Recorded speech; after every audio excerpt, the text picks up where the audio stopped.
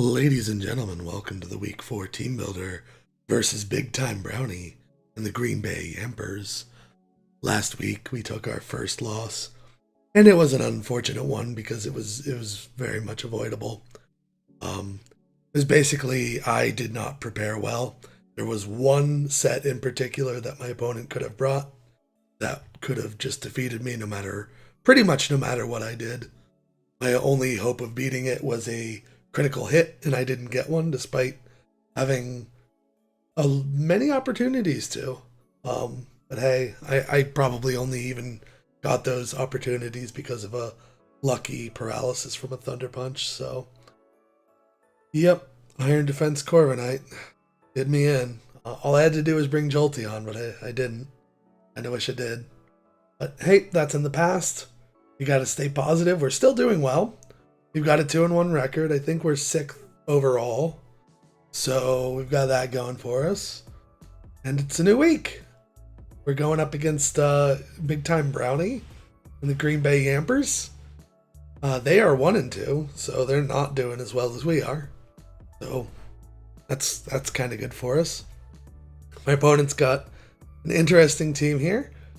We've got he's got Ninjask, which is a pretty scary Pokemon in terms of being able to speed pass or baton pass speed to pretty much anyone on his team, and that can really be frightening.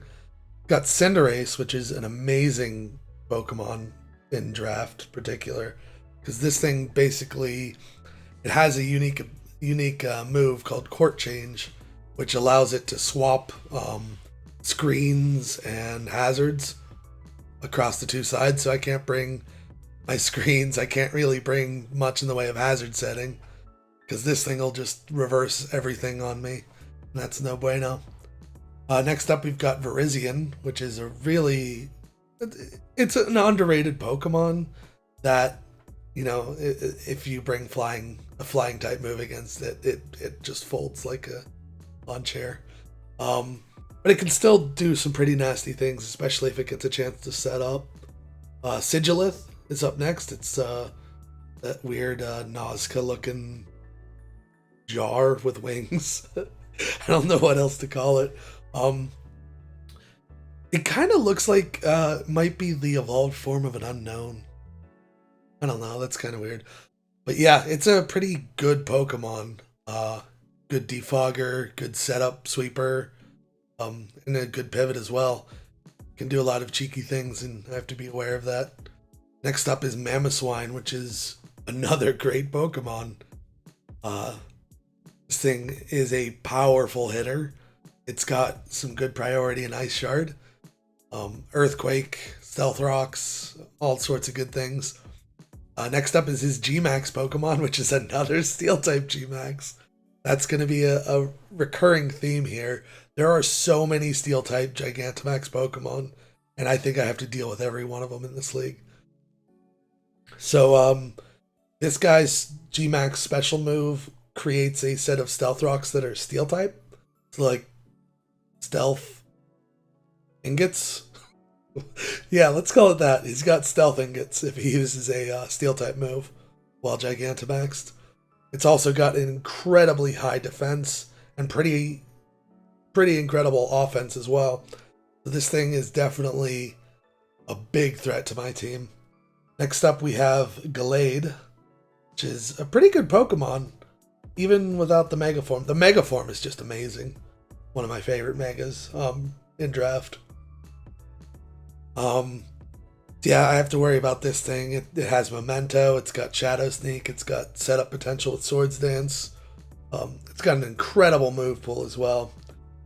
After that, we've got Togekiss, which, wow, this is a really threatening team. So Togekiss has the same Serene Grace ability that my Jirachi has. It's a bit slower, so unless it's Scarfed, I'm going to win the speed tie on that. And I've also got the type advantage as well. But this thing is still an incredibly dangerous Pokemon, especially if it gets up a nasty plot. Because this thing can paralyze with Thunder Wave and then just flinch you to death with Air Slash. So that's going to be interesting. Next up is Vikavolt. One of the two. It's a super slow Pokemon, although it does get agility, so it doesn't necessarily have to be super slow. But it hits like a truck. It's got Levitate, so there's another Earthquake switch in for it. Electric type, it can set sticky webs. This thing is a huge threat. Just because it's a slow bug doesn't mean I don't have to take it seriously. And beyond that, we've got Golisopod, which is another bug type. He's actually got 3 bug types on his team. That's cool. This thing is best known for its priority move, First Impression.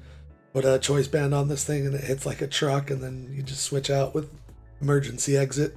So if it takes damage beyond 50%, it'll switch out automatically. So he's going to get some priority with that. Probably 1 or 2 different First Impressions if he wants. And last up is Gastrodon, which is another ground water type that I have to worry about. I've got a few answers to it. It's a pretty nice Pokemon. I like it in doubles, although I don't play doubles very often. But it's a pretty cool Pokemon to have. And yeah, it's a big threat to my team. Big threat, everything, big threat. So overall, I'm really concerned about the amount of hazard control he has, the amount of setup threats he has in like Gallade and Sigilith, Virizion, Togekiss, and excuse me, and the Vikavolt, and the ability to pass speed to any one of those with Ninjask is also a huge threat. He also has some amazing priority and very good bulk in Gastrodon and Togekiss, and basically all of his Pokemon are pretty bulky, except for maybe Cinderace and Ninjask. So I definitely have to worry about that. What I do have going for me is speed. He's got a lot of like base 80 and below Pokemon. That would be Mamoswine and everything to the right of it are slower than 80, or 80 or slower. He also has a lot of rock type weaknesses. He's got, the bug types, the fire type, Mamoswine. Actually, Mamoswine neutral, isn't it? Togekiss, yeah, that's the other rock weak. So yeah, rocks are going to be amazing for me this week. Although he does have, Cinderace, which could throw rocks back to me. So I have to be concerned about that. But I think the biggest takeaway is that this team doesn't really have an answer to Gyarados. So, I mean, the Vikavolt is too slow to deal with it. After I get even a Scarfed Vikavolt isn't going to do anything after I get to +1. And the only thing fast enough to deal with it is Sigilith. So it's like a Scarfed Sigilith with Charge Beam, I think, is his best electric type move. It's still not enough to bring me down. I think I can do like 70% max. So yeah, the team just doesn't have a Gyarados answer, and I am hoping to take advantage of that.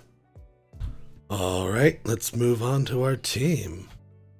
First up, we have Grimsnarf. This is a bulky offensive set. I think we've even seen this set already, maybe with a different berry, but max HP, very little speed. I don't think we've ever had this low of a speed on it. We've got enough special defense to take a modest dazzling gleam from a modest Togekiss. The rest is in attack and defense, but I forget why. I don't know why it's not like, I don't know why they're the exact numbers they are. It probably has something to do with Capparaja. So yeah, we've got Darkest Lariat and Spirit Break for strong stab. Drain Punch is there to hit Capparaja and Mamoswine. And we've got Bulk Up for added defense and added attack. This thing might actually be capable of dealing with the Gigantamax Elephant Capparaja, but only if we get up a Bulk Up before it comes in. Otherwise, it's just gonna crush us. The Babiri Berry really helps though, so that going for us. Basically, this thing is just here to do damage to as much as it possibly can before dying. It's got... It can pretty much 1v1 anything, except for maybe Raja if I come in late. Yeah. That's Grimsnarf. Next up, we have Jirachi coming back after sitting on the bench last week. Probably why we lost. That's actually Jolteon being on the bench, which is why we lost. So yeah, we've got a specially defensive max HP Jirachi. This thing is basically, it's fast enough to outspeed all the base 80s. You've got Iron Head for dealing with Togekiss and Mamoswine. The special defense helps us against Togekiss. The Ciotti Bernie allows us to take an Earthquake from Mamoswine. And I'm pretty sure we 2-hit KO both of those things with Iron Head, even without any attack investment. We've got Fire Punch as well for dealing with all the fire type weak things. We've got the 3 bugs, although one of them is water type. Caparage is weak to it, and Virizion is weak to it, and maybe Mamoswine, depending on it's a thick fat Mamoswine, which it probably will be. We've also got U-Turn for momentum, and we're finally putting Stealth Rocks on Jirachi. It's one of the reasons I got it, was to be a Stealth Rocker. But there's just so many other sets you can run with it. It's like, okay, why use this thing as Stealth Rocks when I could put it on RHyperior? But nope. So yeah, that's Jirachi. All right, this is where the fun begins. We've got Kit Fisto, Jolteon. This is a really cool set this week. It was recommended to me by my front office. Ultra Player. I think he might go by like another shorter name, like Carl or something. It's not Carl. Might be Carl. I don't. But I know him as Ultra Player because that's his Discord name. But yeah, he gave me this set and the next set. This is a Curse Jolteon. So it's pretty nice. We've got max HP on it, or max odd HP, in order for really bulky substitutes. We've got enough speed to outspeed a max speed Cinderace. We've got everything else in special attack and you know, the leftover in special defense. Thunderbolt is there for hitting Togekiss, Sigilith, Ninjask, and Golisopod. It also hits other things pretty well, but he's got some ground types and some electric types like Vikavolt that is going to want to, you know, switch in on this thing maybe to take the Thunderbolt. We've got Curse and White Herb. So what that does, it gives us +1 attack and +1 defense. So normally I would do something like Work Up instead, which gives us +1 attack, +1 special attack, if I wanted to pass attack to something or use special attack for Jolteon. But in this case, we're using Curse because we want that defense, and I'll explain that a bit later. So our goal is to basically use Curse, get up a substitute if we can, and then Baton Pass into our next Pokemon. And our next Pokemon is Ciotti Bernie. Okay. We've got another sweeper set for a Gyarados. This time it's going to work. We've got max HP. We've got max speed to guarantee we outspeed any of the base 80s, and even at +1, we outspeed any of those ones if they have Scarf, like Togekiss might. Mamoswine might even. I doubt Glade would, but hey, you never know. We've got Substitute for, you know, additional protection in case like someone's idea of defeating me is Toxic. I can just Substitute, get that up, dodge a Toxic, and they cry because basically that means they die. Dragon Dance is there to boost our speed and attack. We've got Moxie, so anytime we get a kill, that's another attack boost for us. We've got Waterfall and Bounce as our 2 attacking moves. Bounce works very well with leftovers as well because we get an additional heal. Leftovers is basically there to heal off any damage from stealth rocks or from any of our substitutes. Our goal with this set is we are going to get a curse passed from Jolteon and hopefully a substitute as well. And we're going to use that to sort of bulk up, get stronger and stronger, and then just sweep with it, because a waterfall just wrecks pretty much everything. Things that don't get wrecked by waterfall get wrecked by bounce. I think there's maybe one exception. Not coming to mind though. No, I think that's neutral versus, it's neutral or better versus everything. So that this thing can just completely tear through my opponent's team, and that's going to be pretty much the main goal of this set. So hopefully we'll pull that off. Failing that, we have our next Pokemon, RHyperior, coming in with an amazing weakness policy set. So we've got maximum HP for extreme bulk. We have enough speed on this thing. We're actually running speed on this thing. We have enough speed on it to outspeed a Cinderace creeping a Ninetales after we rock polish with RHyperior. So we get the rock polish off. We're pretty much guaranteed to outspeed everything except for Ninjask or anything that is scarfed.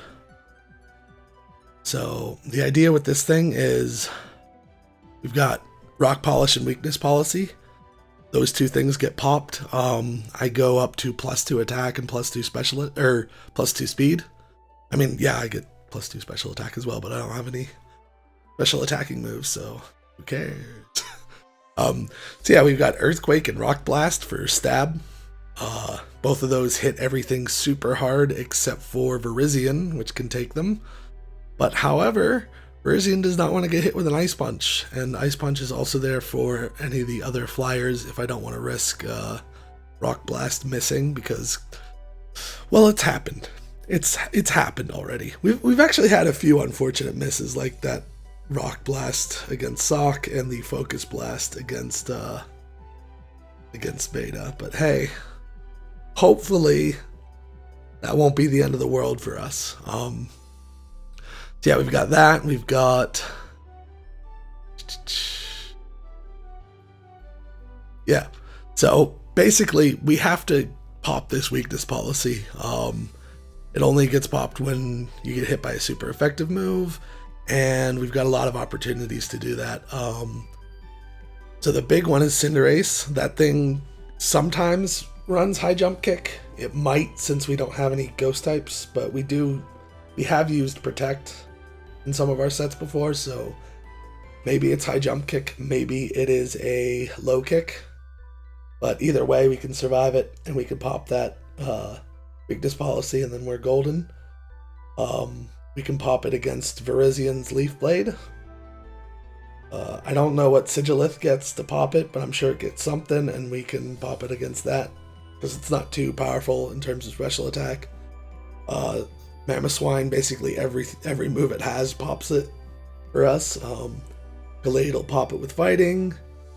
Togekiss probably won't be able to pop it. Neither will Vikavolt. Maybe an Energy Ball. We might be able to survive that. I don't know. I'm going to have to look that up.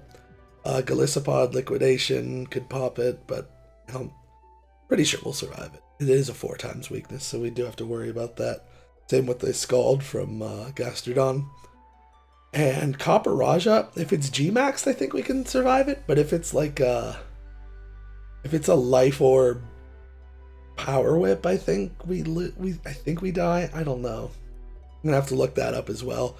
I sort of did all these sets at the last minute because my opponent, I actually had an entirely different team ready for my opponent, and then he did 3 transactions at the very last minute, and so I had to redo everything. I've only just recently redone it, so I haven't had the amount of amazing forethought and preparation that I usually put into these things, but I still think I just have a few things I need to look up before the match, and then I should be good. No excuses or anything. I could definitely win this. Of course, as long as I don't run into an Iron Defense Corviknight again. Oh god. Alright, so next we've got Simian to wrap things up. This is a scarfed Simian with Defiant. We're dealing with sticky webs. We've got close combat on it for stat. Oh, first let's go over the stats. We've got maximum attack. We've got enough speed to outspeed Cinderace, Creeping Ninetales again after Scarf. And the rest goes into HP. We've got close combat for stab. It hits a lot of things pretty hard, but he has a lot of resistances to it. There's 3 bug types, the flying types, delayed. Actually, he has a butt ton of weakness or resistances to it, but hey, it hits Virizion really hard. Hits Golisopod. Is it super effective? I think it is. And it hits the Gastrodon pretty hard as well. Rock Slide is there for all the pokes that are weak against rock, which are a lot of them. U-Turn for momentum, and Seed Bomb. Seed Bomb is pretty much the only thing I have that's super effective against Gastrodon on this team. So yeah, I need to keep that around in case Gastrodon wants to come in and start doing nasty things to me. So yeah, that is the team. Once again, our goal is to get Jolteon in, preferably against one of those flying types. Maybe against Golisopod after it's burned its first impression. Then we curse when they're probably like, oh, I'll switch into Gastrodon or Mamoswine. So we curse then, and then if possible we do a substitute and then pass it to Gyarados and then try to sweep from there. Failing that, we have weakness RHyperior. We can swap that in against the right poke and sweep with that as well. Jirachi and Simian can pivot around, rack up some damage, and try to get us in a good position for that to happen. And, you know, Grimsnarf's always there, and it can crush pretty much anything on this team 1v1. Except for maybe, you know, the Copperajah. So, I like my odds this week. Hopefully we're going to win, and hopefully we're going to pull it off with a great differential. So, that's the team. Stay tuned for the match. That is coming up tomorrow on Sunday. Or, you know, whenever. Thanks for watching. I'll see you guys then.